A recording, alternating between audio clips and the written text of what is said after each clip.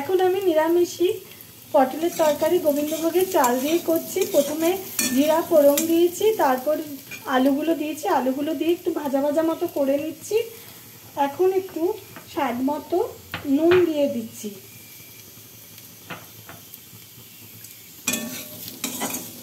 নুন দিয়ে দিচ্ছি, তারপরে পরিমাণ মতো একটু হলুদ দিচ্ছি।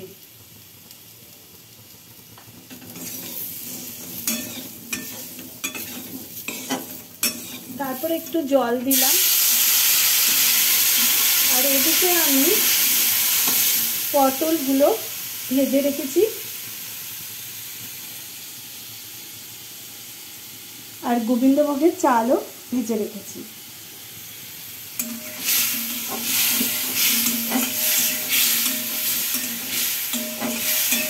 আর এই মশলাটা এখন দেব। এটা হচ্ছে আদা, টমেটো আর লঙ্কা তিনটেকে পেস্ট করে বাটা করে রেখেছি, এটা আমি দিয়ে দিলাম।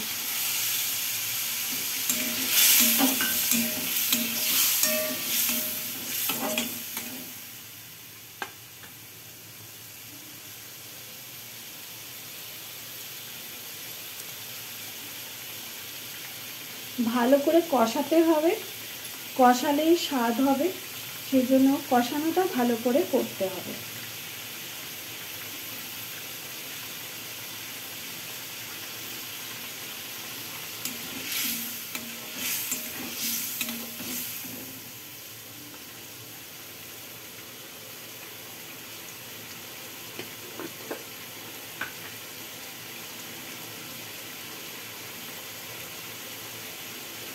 এখন আমি জিরা গুঁড়ো আর ধনে গুঁড়ো একসাথে মিশিয়ে দিচ্ছি।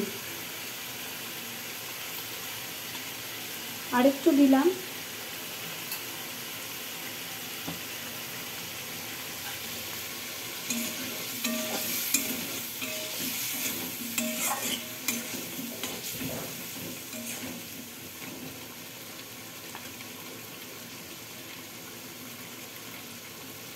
আর গোবিন্দভোগের চাল দিয়ে পটলের তরকারিটা খুব ভালো লাগে। আর এটা নিরামিষি, পেঁয়াজ রসুন কিচ্ছু নেই, নিরামিষের দিনই এগুলো মানে এই ধরনের তরকারি আপনারা করতে। এবার আমি গোবিন্দভোগের চালটা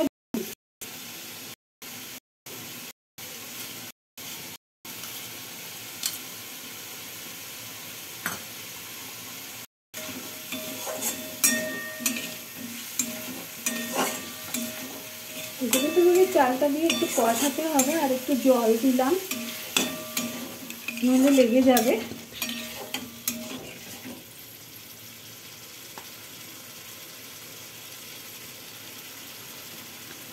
এবার মিষ্টি দেব। মিষ্টি আমি এখানে বাতাসাই দিলাম।